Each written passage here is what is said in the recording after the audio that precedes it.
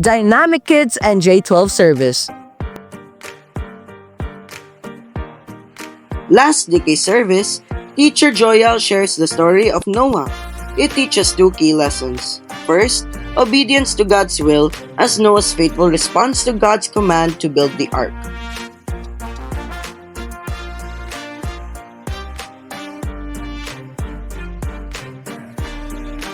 Morning, everyone. My prayer for the kids is will listen and obey their parents to God.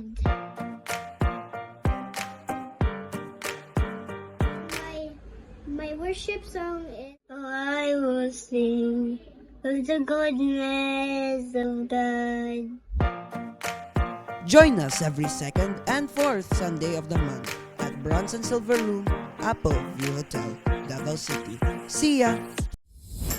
Step into a vibrant community where faith, love, and biblical principles come to life. Join our dynamic group and fellowship where we grow together, learn from God's Word, and strengthen our bonds.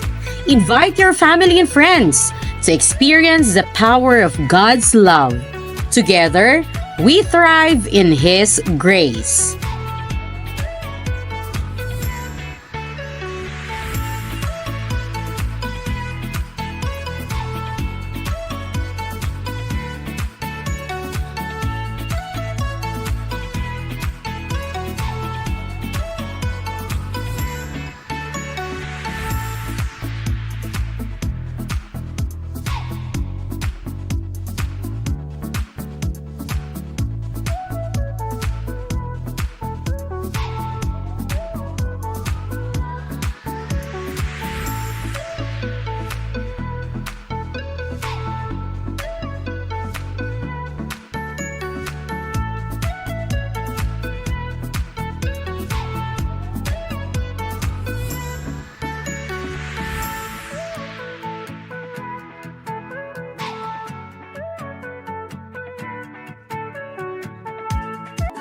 Good morning, everyone, and welcome to Dynamic Church Morning Devotional. We're glad to have you here as we meet each weekday from 5:30 to 6:30 a.m. to dive into the Word of God. 2 Corinthians chapter 4 verse 7. But we have this treasure in jars of clay to show that this all-surpassing power is from God and not from us. Kabalo ba mo, ang treasure di ay nga tinuod nga nailhan sa Ginoo is dili katong mga material treasure dinhi sa kalibutan. Ang matawag lang di ay nga treasure sa Ginoo is the life of Jesus Christ.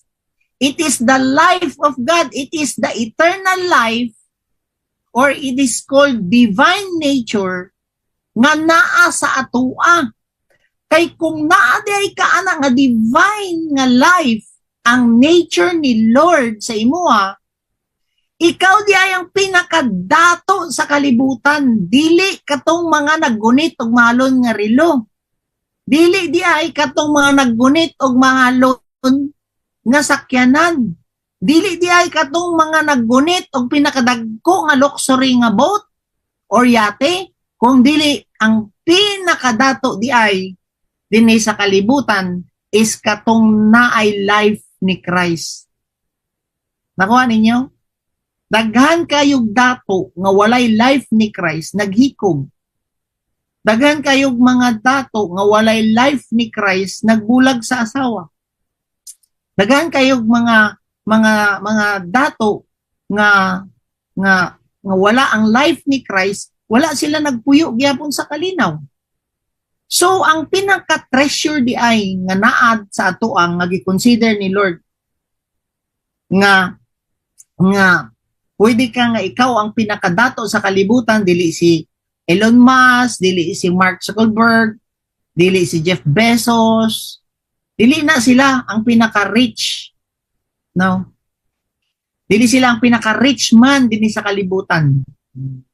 It is the life of Christ that make us rich.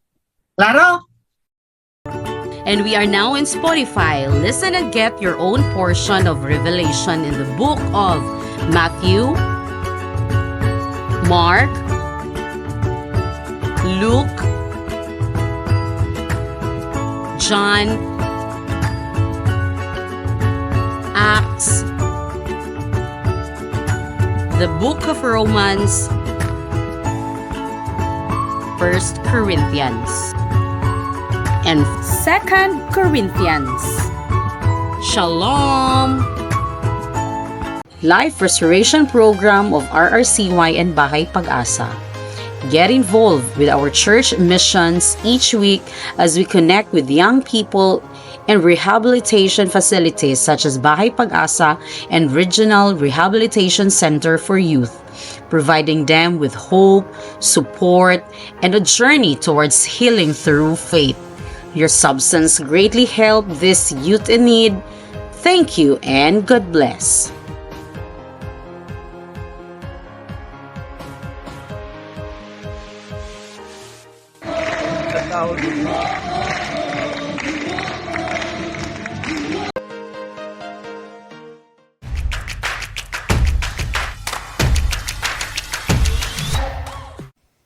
Good morning, everyone. My name is Micaela J. Fuentes de los Reyes, 19 years old.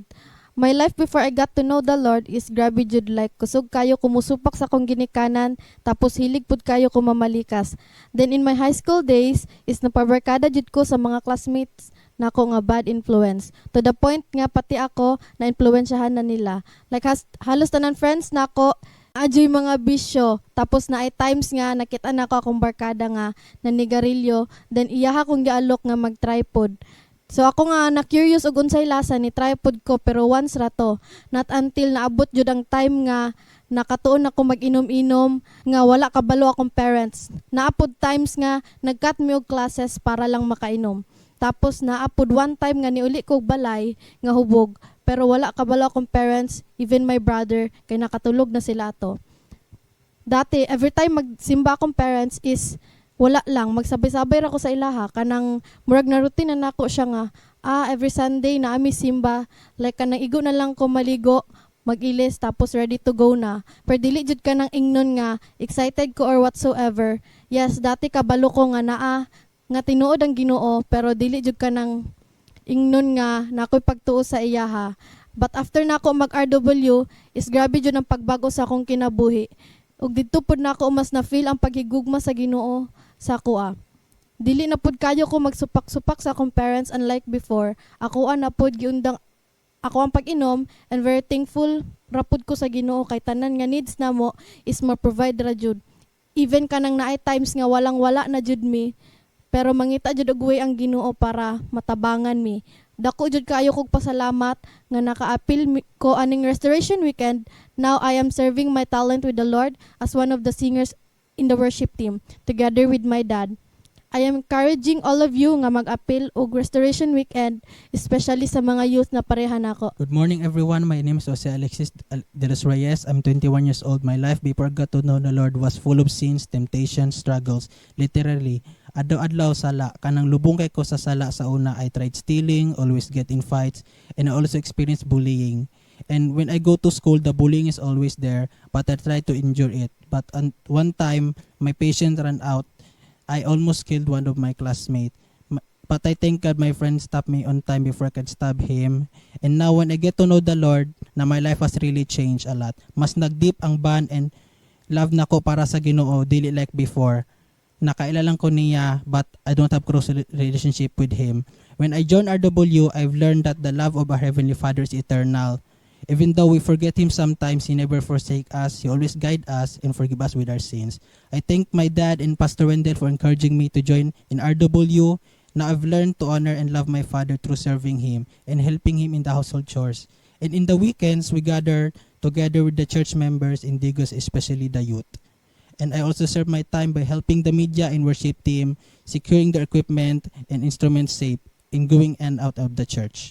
So to everyone na wala pa naka-join ng RW, I encourage you, this is a once in a lifetime opportunity. Don't waste the time.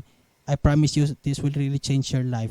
Once again, I'm Aya. I'm Alexis. To God be all the glory.